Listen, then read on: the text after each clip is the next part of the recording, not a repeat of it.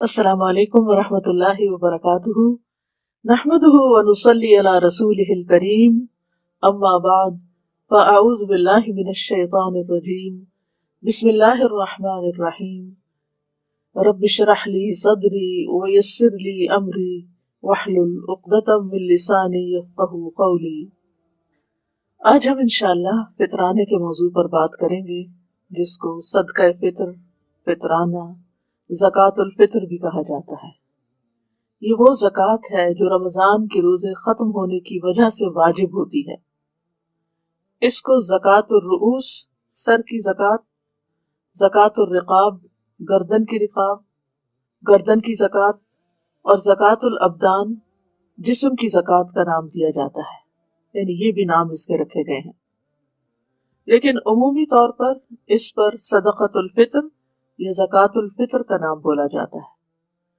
جب صدقہ کا لفظ استعمال ہوتا ہے تو صدقے کا لفظ بھی زکوٰۃ کے لیے آتا ہے جو مسلمان پر واجب ہوتی ہے، جیسا کہ سورۃ التوبہ میں انما الصدقات للفقراء والی آیت میں آتا ہے، جبکہ وہاں صدقات سے مراد زکوٰۃ ہے۔ اس کو زکوٰۃ الفطر کہا جاتا ہے، یعنی فطرہ کا مطلب ہوتا ہے پیدا ہونا، فطرت پر پیدا ہونا، گویا یہ انسان کی جان کی زکوٰۃ ہے، نفس کو پاک اور صاف کرنے کے لیے ہے۔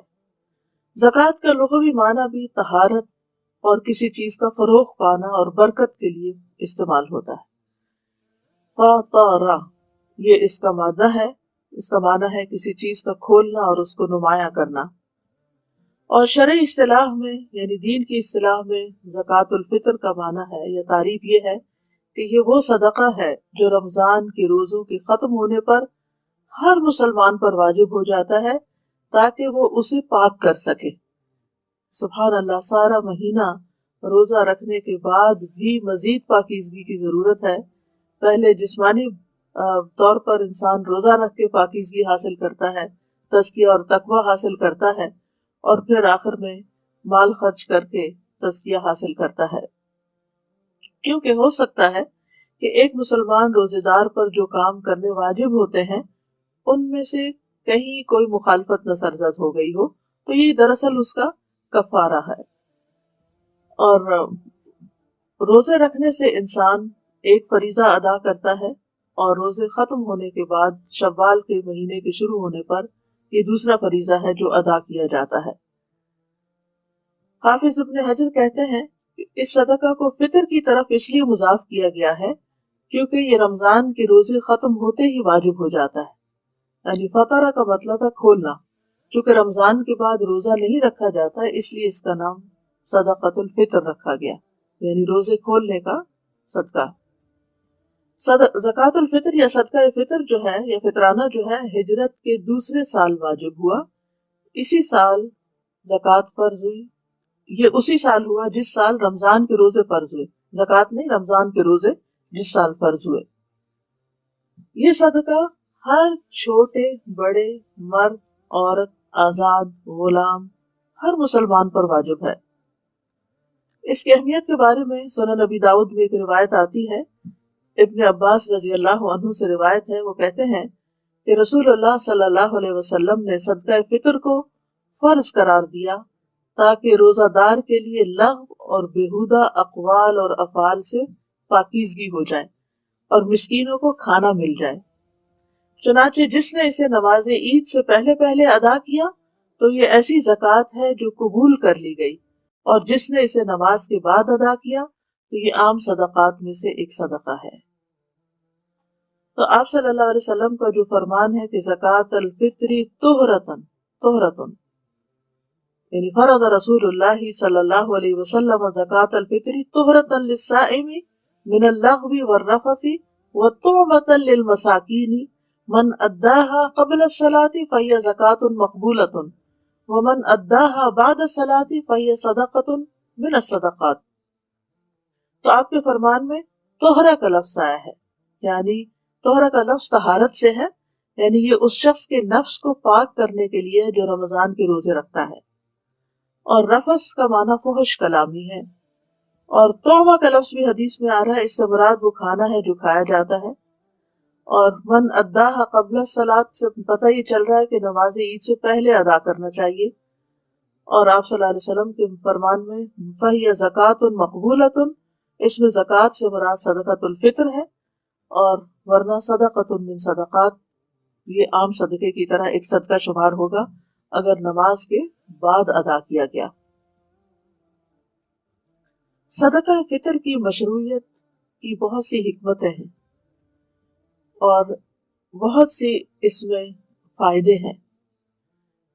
سب سے بڑا فائدہ تو جیسے اس حدیث میں آیا ہے کہ یہ روزے دار کے لیے اس کی لغو اور فحش باتوں سے طہارت کر دیتا ہے، روزے کی کمی کوتاہی پوری کرنے کا سبب ہے.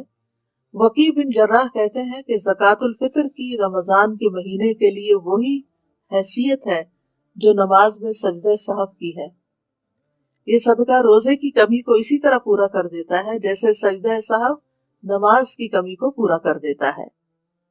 اور دوسرا یہ کہ غریب کے لیے عید کے دن خوشی کا سبب ہے، اور یہ مساکین کا کھانا ہے تاکہ وہ عید کے دن اس صدقے کی وجہ سے لوگوں سے مانگنے سے بے نیاز ہو جائیں اور عید کی خوشیوں میں مالداروں کے ساتھ شریک ہو جائیں. اور اسی طرح یہ ہے کہ جسم کی زکوٰۃ کا بھی ذریعہ ہے، اور اللہ تعالیٰ نے سالوں میں سے ایک سال تک اس جسم کو، یعنی ہمارے جسم کو باقی رکھا پچھلے رمضان سے لے کے اب تک، اور ہم پر ایک احسان فرمایا، اس لیے ہم اس کا شکر ادا کرتے ہیں یہ صدقہ ادا کر کے. اسی لیے یہ چھوٹے بچے پر بھی، مجنون پر بھی، جن پر روزہ واجب ہے نہیں ہے، سب کے لیے، جس کے ذمے کوئی قرض کی ادائیگی ہو تو قرض کی ادائیگی سے پہلے صدقۃ الفطر ادا کرنا واجب ہے. یعنی اس سے اس کی اہمیت کا اندازہ ہوتا ہے کہ یہ لازمی طور پر ادا کرنا چاہیے. یہ اللہ تعالیٰ کی نعمتوں کا شکر ادا کرنے کے لیے ہے جو اللہ تعالیٰ نے روزے دار کو روزہ رکھنے کی وجہ سے عطا کی ہے. جیسا کہ قربانی کے جانور کو پیش کرنے کی حکمتوں میں سے ایک حکمت یہ ہے کہ یہ قربانی اللہ کی نعمتوں کا شکر ادا کرنے کے لیے کی جاتی ہے کہ اللہ نے بیت اللہ کا حج کرنے کی توفیق عطا فرمائی، تو اختتام پر ریچولز کے قربانی کی جاتی ہے، یعنی مالی صدقہ کیا جاتا ہے. اسی طرح رمضان کے روزے رکھنے کے بعد ایک فریضہ ادا کرنے کے بعد آخر میں ایک مالی صدقہ ادا کیا جاتا ہے، اور معین وقت پر، اس کا ایک لمیٹڈ ٹائم ہے جس کے اندر اس کو ادا کرنے سے ہی یہ ثواب اور اجر عظیم حاصل ہوتا ہے. صدقہ فطر کی شرائط جو ہیں ان میں سے سب سے پہلا یہ ہے کہ مسلمان ہونا ضروری ہے. اگر کسی کے گھر میں کوئی ایسا میڈ وغیرہ کام کرتی ہے جو مسلم نہیں ہے تو اس کی طرف سے صدقہ الفطر ادا کرنا ضروری نہیں.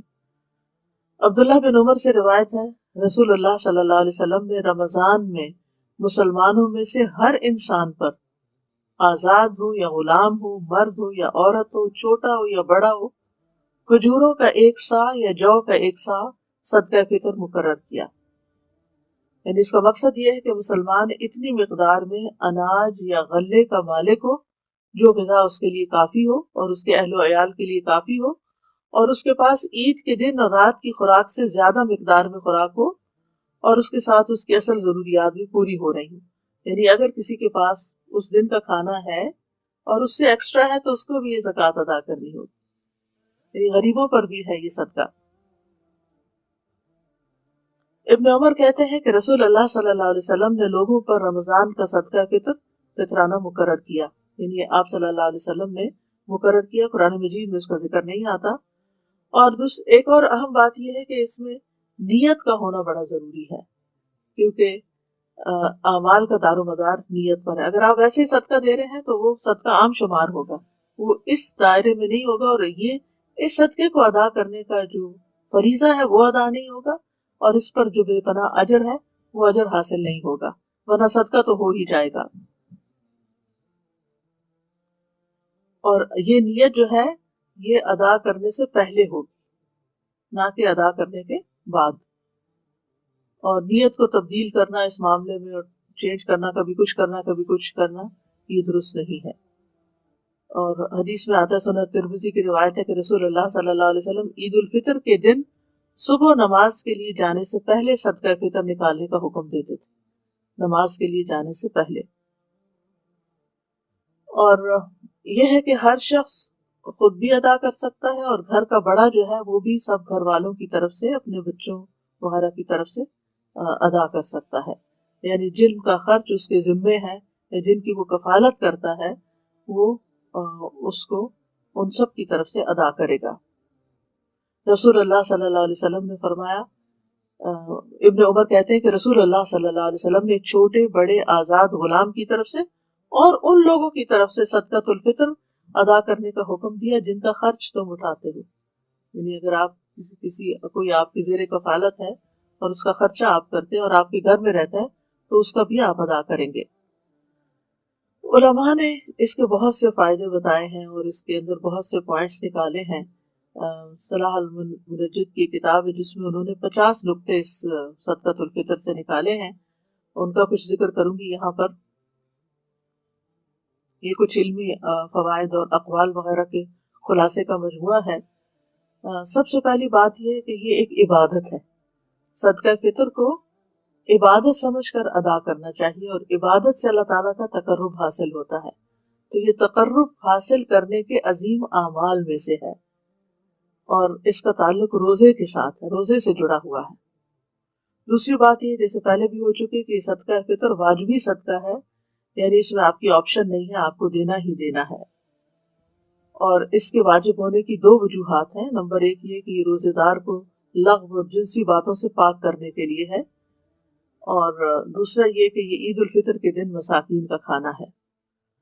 صدقہ فطر کا مقصد کیا ہے؟ مقصد یہ ہے کہ مساکین اور نادر محتاج فقراء کے لیے فراخی کی جائے، اور اس دن ان کو مانگنے اور لوگوں کے منتیں کرنے اور ان کے آگے ہاتھ پھیلانے سے بے نیاز کیا جائے۔ صدقہ فطر جو ہے تزکیہ نفس کا ذریعہ ہے، یعنی جیسا آتا ہے نا کہ اللہ تعالیٰ اللہم آت نفسی تقواہا وزکیہا، تو تزکیہ کرنے کے لیے کچھ اعمال کرنا ضروری ہوتے ہیں، جن میں سے ایک عمل یہ بھی ہے۔ پھر یہ کہ یہ ہر مسلمان پر فرض ہے، اور پھر یہ کہ یہ صدقہ اس پر بھی فرض ہے جو خواہ روزہ نہ بھی رکھے۔ روزہ نہ رکھنے کی وجہ کیا ہے؟ انتہائی بڑھاپا ہو، یا کوئی مستقل بیمار ہو، یا ایسی بیماری ہو، یا یہ کہ عورت حاملہ ہو یا بچے کو دودھ پلا رہی ہو اور اس کے لیے روزہ رکھنا بچے کے لیے نقصان دہ ہو اور اس نے روزے نہیں رکھے، تو وہ بھی یہ صدقہ ادا کریں گے۔ لیکن حمل میں جو بچہ ہے، پیٹ کا بچہ جو ہے، اس کا صدقہ نہیں ادا ہوگا جب تک وہ دنیا میں آ نہیں جاتا، پیدا نہیں ہو جاتا۔ لیکن اگر کوئی ویسے ہی دینا چاہے تو مستحب ہے، صدقہ ہی ہے، نکل جائے، واجب نہیں ہے، لازم نہیں ہے، اگر دینا چاہے تو اور بات ہے۔ پھر یہ کہ صدقہ فطر رمضان کے آخری دن سورج غروب ہونے پر واجب ہوتا ہے، سورج غروب ہونے پر واجب ہوتا ہے، اس سے پہلے نکال سکتے ہیں، لیکن وجوب کا ٹائم جو ہے وہ آخری روزے کے اختتام پر ہے۔ مثلا جو سورج کے غروب ہونے سے پہلے شادی کر لے یا اس کا بچہ پیدا کر لے، یعنی بچہ پیدا ہو جائے، یا وہ اسلام قبول کر چکا ہو، تو اس پر یہ صدقہ فطر ادا کرنا لازم ہوگا۔ اور اگر سورج غروب ہونے کے بعد یہ اعمال کیے ہوں تو اس صورت میں صدقہ فطر واجب نہیں ہوگا۔ یعنی ایک ٹیکنیکل سی بات ہے، مثلا ایک بچہ مغرب سے بعد پیدا ہوا ہے تو اس پر واجب نہیں، اگر مغرب سے پہلے یعنی رمضان کے اندر پیدا ہوا تو اور بات ہے۔ اسی طرح اگر سورج غروب ہونے سے پہلے کوئی مسلمان ہو جائے، کلمہ پڑھے، تو اس پر یہ صدقہ آئے گا، لیکن اگر سورج غروب ہونے کے بعد اس نے پڑھا تو اس پر یہ واجب نہیں، دے تو مستحب ہے، پسندیدہ ہے۔ اسی طرح جو شخص واجب ہونے کا وقت پانے سے پہلے فوت ہو جائے، مثلا مغرب سے پہلے کسی کی جان نکل جائے، تو اس پر بھی صدقہ فطر نہیں ہوگا۔ لیکن اگر اس کی جان نکلی ہے مغرب کی اذان کے بعد یا سورج غروب ہونے کے بعد، تو پھر اس کے اوپر یعنی ایک قرض ہوگا، اس کو ادا کرنا ہوگا اس کو دفنانے سے پہلے۔ پھر یہ ہے کہ صدقہ فطر کے لیے مال کا کوئی نصاب مقرر نہیں کہ آپ صاحب نصاب ہوں اور زکوٰۃ دوسری دیتے ہوں جو تو تبھی آپ کے اوپر یہ لازم ہے، نہیں۔ ہر وہ آدمی جو اپنی خوراک یعنی اپنی ذاتی اور اپنے کنبے کی پرورش کر رہا ہو اور اس کے پاس اس دن عید کے دن یا اس رات سے زائد غلہ موجود ہو تو اس پر صدقہ فطر واجب ہوگا۔ پھر ہر انسان اپنے اور اپنے زیر کفالت لوگوں کا صدقہ فطر ادا کرے گا، اور اپنی بیوی کی طرف سے بھی، خواہ بیوی کے پاس مال ہو بھی، اپنے بچوں کی طرف سے، اپنی محتاج اولاد اور محتاج والدین یعنی اگر والدین اس کے پاس رہتے ہیں تو ان کی طرف سے بھی، اور اگر کوئی بیٹی جیسے طلاق کے بعد یہ بیوہ ہو کر واپس آ گئی ہے تو اس کی طرف سے بھی کہ گھر کے ذمہ دار کو یہ سب کچھ. اسی طرح اس بیٹی کی طرف سے بھی جس کی ابھی رخصتی نہیں ہوئی اور وہ ابھی اسی گھر میں رہی ہے ماں باپ کے، تو ان کی طرف سے بھی وہ صدقہ فطر ادا کرے گا. اولاد اگر مالدار ہے تو اس پر ان کی طرف سے صدقہ فطر ادا کرنا لازم نہیں. یعنی اگر بچے جو ہیں وہ خود کماتے ہیں، اپنے گھر والے ہیں، تو پھر باپ کے اوپر ذمہ داری نہیں ہے کہ وہ ان بچوں کی طرف سے ادا کرے، وہ اپنا خود کریں گے اپنی طرف سے، اپنی فیملیز کی طرف سے. لیکن جو ڈیپینڈنٹ اولاد ہے، گھر میں رہ رہی ہے، باپ کے ساتھ رہ رہی ہے کسی بھی وجہ سے، تو ان کا وہ ادا کرے گا. پھر اسی طرح طلاق رجعی کی صورت میں شوہر کا بیوی کی طرف سے صدقہ فطر ادا کرنا ضروری ہے. لیکن اگر کوئی بیوی طلاق بائنہ لے چکی ہے یا سرکشی دکھا کے ناراض ہو کے گھر سے نکل چکی ہے تو اس کا صدقہ فطر ادا نہیں کرنا ہوگا. اسی طرح بیٹے کے ذمہ سوتیلی ماں کا صدقہ فطر ادا کرنا لازم نہیں. یعنی اگر کوئی بچہ اپنے محتاج باپ کی بیوی کی طرف سے صدقہ ادا کرنا چاہے تو ضروری نہیں، اگر کرے تو احسان ہے. کیونکہ بیٹے کے اوپر باپ کی بیوی کا نان نفقہ لازم نہیں، واجب نہیں ہے. اگر وہ دیتا ہے تو یہ بہت بڑا احسان ہے، لیکن اگر وہ نہیں دے سکتا یا نہیں دیتا تو اس پر کوئی گناہ نہیں. اسی طرح اولاد اگرچہ مالدار ہو لیکن اگر والد ان کی طرف سے دینا چاہے تو دینے میں حرج کوئی نہیں ہے، یہ ثواب کا کام ہے، لیکن اس پر واجب نہیں. دیکھیے یہاں دو باتیں ہو رہی ہیں، کنفیوژن نہ ہو. ایک ہے واجب، لازم آپ نہیں دینا، اور ایک یہ ہے کہ آپ دینا چاہے تو دے دیں، اور اگر آپ نہیں دینا چاہتے تو آپ کے اوپر کوئی پوچھ نہیں ہے. تو اولاد اگر مالدار ہو تو اپنا خود دے گی، لیکن اگر والد کے نہیں بچے میں اپنی طرف سے بھی دے رہا ہوں تو خوشی سے دے دے، وہ ادا ہو جائے گا. پھر انسان جن کے خرچ کا ذمہ دار نہیں، ان کی اجازت سے ان کا صدقہ فطر دے سکتا ہے. ٹھیک ہے، کیونکہ بعض اوقات ایسے رشتے دار گھر پہ ہوتے ہیں یا ایسے لوگ آپ کے گھر رہ رہے ہوتے ہیں. یعنی بیک ہوم اگر آپ دیکھیں تو لوگ بعض اوقات اپنے دور پار کے محتاج رشتے داروں کو اپنے گھر لے آتے ہیں. بعض اوقات کوئی دوست احباب ایسے ہوتے ہیں جی، تو ان لوگوں کو پھر ان کی طرف سے بھی، یعنی جو ٹیکنیکلی آپ کی کفالت میں نہیں ہے لازمی طور پر، لیکن ویسے آپ احسان کے درجے میں ان کو اپنے ساتھ رکھے ہوئے ہیں تو ان کو دے سکتے ہیں. اسی طرح مالک کے ذمہ اپنے مسلمان خادموں کا صدقہ فطر ادا کرنا واجب نہیں. مثلا سرونٹ صاحب کے گھر میں تو آپ کے لیے ضروری نہیں کہ آپ ادا کریں، لیکن اگر آپ ادا کریں گے تو آپ کی طرف سے احسان ہوگا. پھر یتیم کا صدقہ فطر ادا کرنے کا طریقہ کیا ہے؟ یعنی جو شخص یتیم کی رضاکارانہ طور پر پرورش کر رہا ہے اس کے لیے یتیم کی طرف سے صدقہ فطر ادا کرنا واجب نہیں. اگر یتیم کے پاس مال ہے تو اس مال سے صدقہ فطر ادا کیا جائے گا. اگر اس کے پاس مال نہیں تو یتیم کا صدقہ فطر اس شخص پر ادا کرنا واجب ہے جو شرعی طور پر یتیم کو خرچ دینے کا ذمہ دار ہے. پھر صدقہ فطر کی مقدار کیا ہے؟ غلے کا 1 صاع. ابو سعید خدری کہتے ہیں ہم نبی صلی اللہ علیہ وسلم کے عہد مبارک میں خوراک کا 1 صاع بطور صدقہ فطر دیتے تھے. اور صاع کی مقدار کیا ہے؟ صاع سے مراد نبی صلی اللہ علیہ وسلم کا صاع ہے، یہ اس آدمی کی ہتھیلیوں کے 4 چلو بنتے ہیں جس کی جسمانی بناوٹ درمیانے درجے کی، چھوٹا بالکل بھی نہ اور بہت بڑا بھی نہ ہو، 4 چلو بنتے ہیں. اور تول اور وزن اس چیز کے مختلف ہونے کی وجہ سے مختلف ہیں جن چیزوں سے صاع بھر جاتا ہے. اگر آپ نے تول کر 1 صاع نکالنا ہو تو یہ یقین دہانی کرنا ضروری ہے کہ یہ تول اس صاع کے برابر ہو چکا ہے جس کے مطابق آپ نکال رہے ہیں، اور یہ تقریباً 3 کلو چاول بنتے ہیں.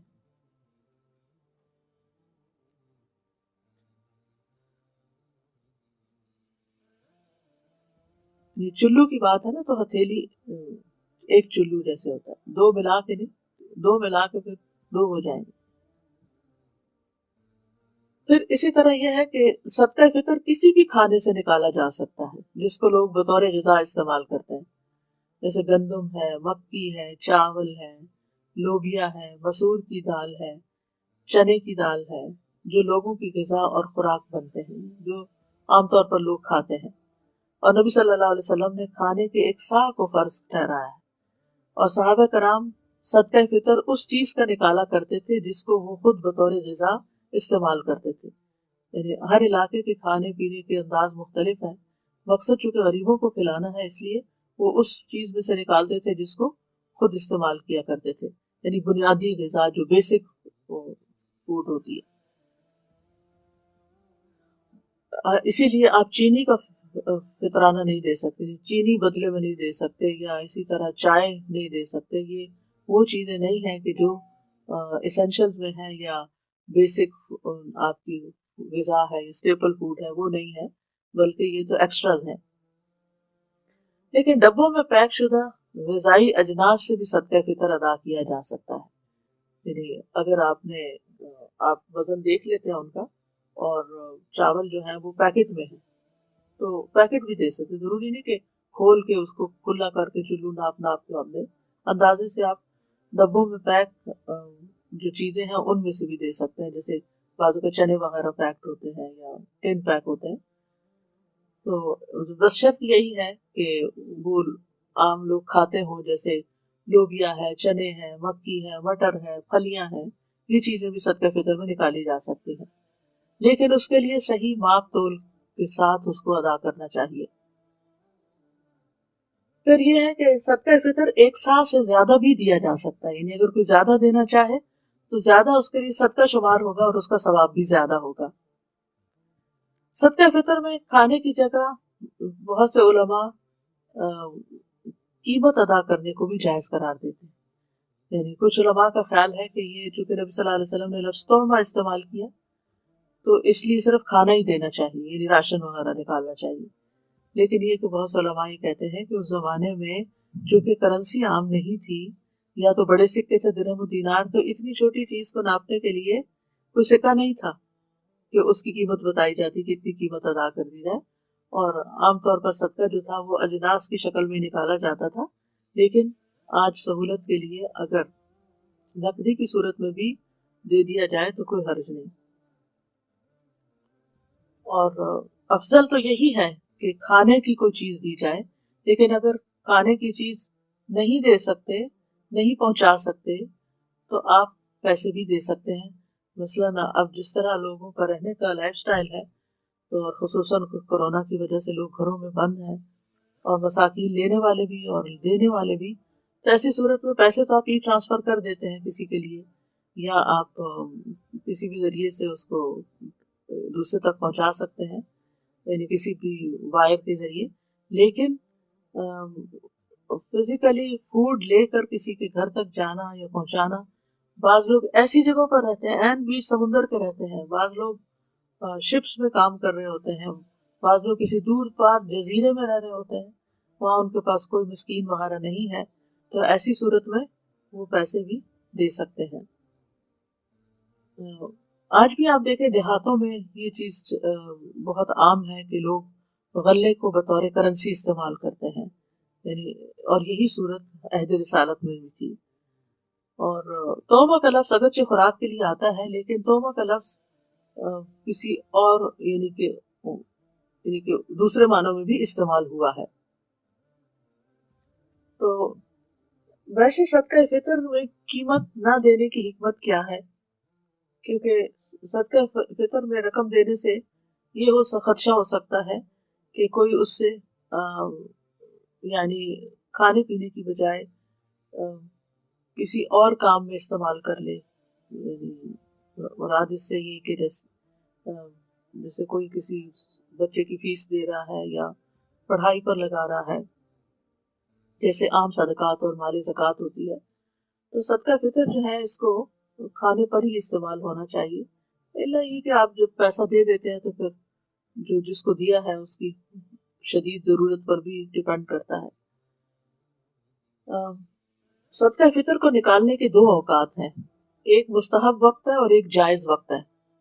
مستحب وقت تو عید کے دن صبح سویرے نکالنا ہے، کیونکہ رسول اللہ صلی اللہ علیہ وسلم نے حکم دیا کہ صدقہ فطر اس وقت ادا کرنا ہے جس وقت لوگ عید کے لیے نہ نکلے ہوں، یعنی کہ نکلنے سے پہلے دینا، اب عید کے لیے نہیں نکلے۔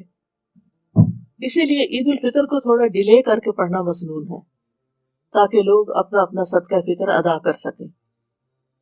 اور جہاں تک جائز وقت کی بات ہے تو وہ رمضان سے 1 یا 2 دن پہلے نکالا جا سکتا ہے، بہت دن پہلے نہیں نکال سکتے، ٹھیک ہے؟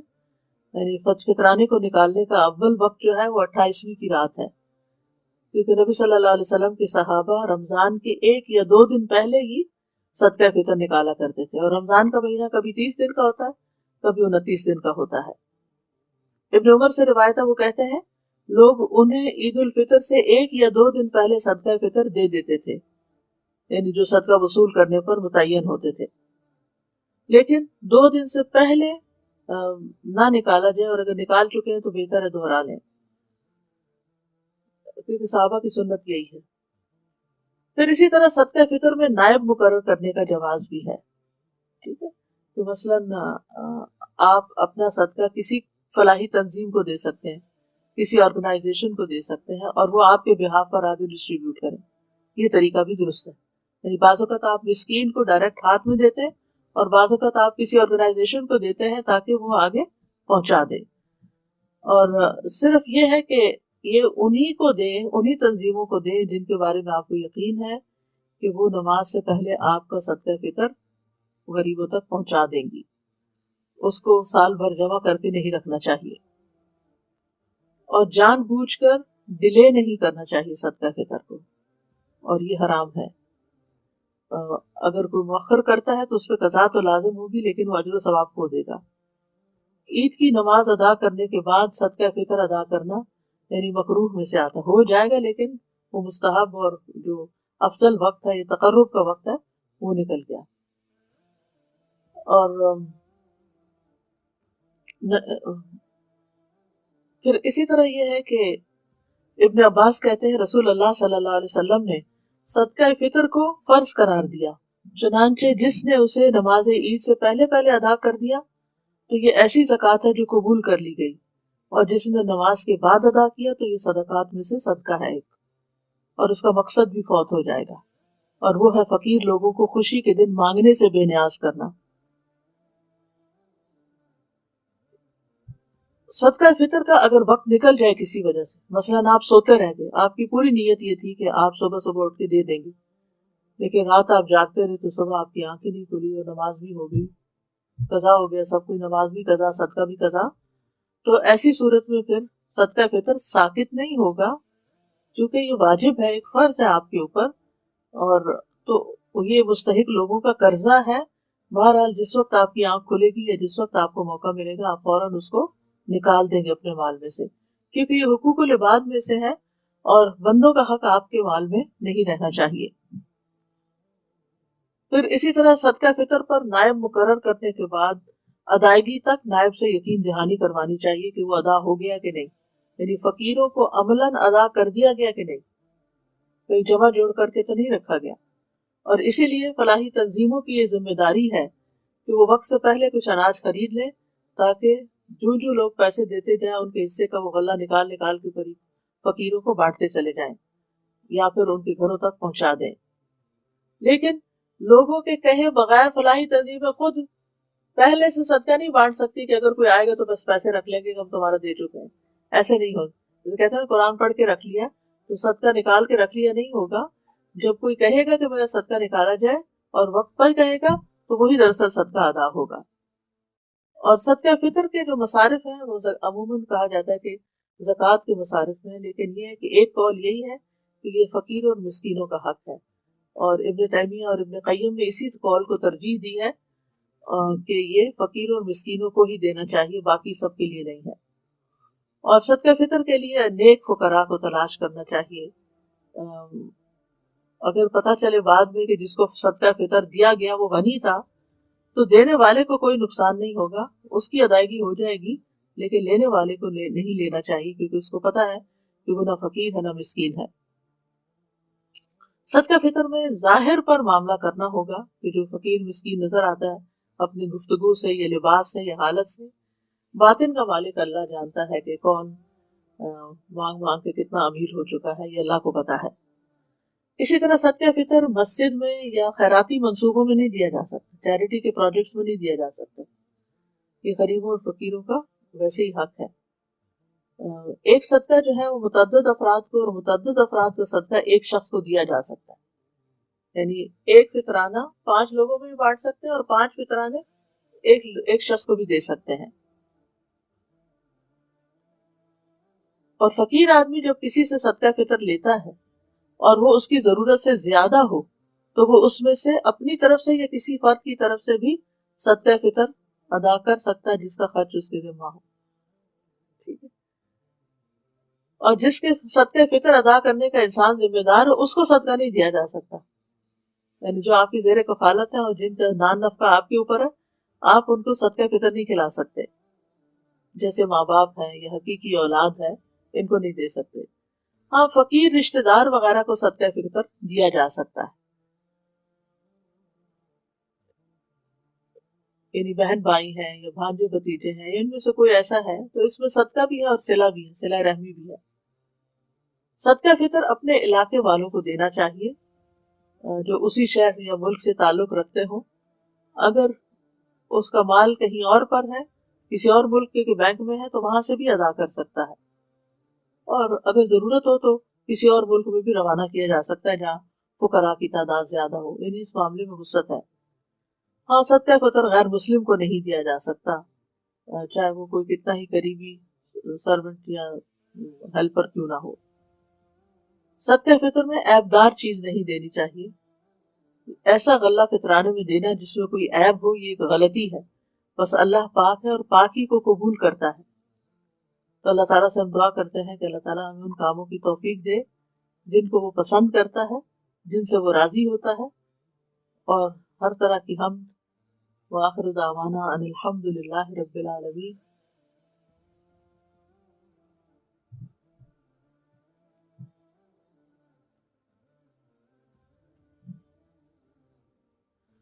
سبحانک اللہم وبحمدک اشہد ان لا الہ الا انت استغفرک واتوب الیک۔ السلام علیکم ورحمۃ اللہ وبرکاتہ۔